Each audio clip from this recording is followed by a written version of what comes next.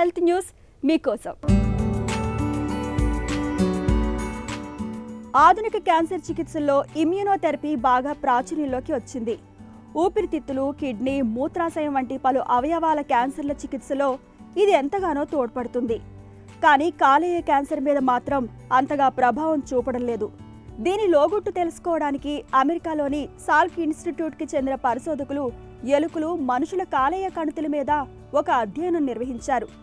అధ్యయనంలో భాగంగా కాలేయం, రోగ నిరోధక వ్యవస్థ రెండూ ఒకదానిపై మరొకటి చూపుతున్న ప్రభావాలను పరిశీలించారు. టీ కణాలనే రోగ నిరోధక కణాల పనితీరును కాలేయంలోని కొన్ని పైత్య రసాలు అణిచివేస్తున్నట్లు, ఇది కణితి వృద్ధి చెందడానికి దోహదం చేస్తున్నట్లు పరిశోధనలో గుర్తించారు. కాలేయ కణితి వాతావరణంలో ప్రత్యేక గుణాలను తెలుసుకోవడానికి పరిశోధకులు ముందుగా బయాప్సీ నమూనాల ఆధారంగా ఏ పైత్య రసాలు వాటిలో ఉన్నాయో వర్గీకరించారు.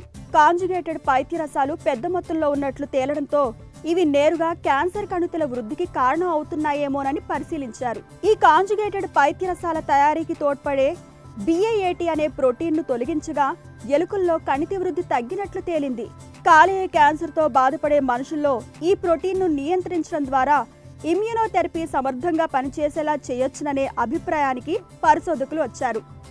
అనంతరం టీ కణాల పనితీరు మీద ప్రభావం చూపగల 20 పైత్య రసాలను వేరు చేశారు. చివరికి UDCA అనే పైత్య రసం టీ కణాల సామర్థ్యాన్ని పెంచుతున్నట్లు గుర్తించారు. దీన్ని మాత్రల రూపంలో ఇచ్చి మోతాదులు పెరిగేలా చేస్తే ఎలుకల్లో కాలేయ కణితి వృద్ధి ఆగుతుండడం విశేషం. ఈ నేపథ్యంలో కాలేయ క్యాన్సర్ చికిత్సలో UDCAను చేర్చితే మంచి ఫలితం కనిపిస్తుందని పరిశోధకులు భావిస్తున్నారు.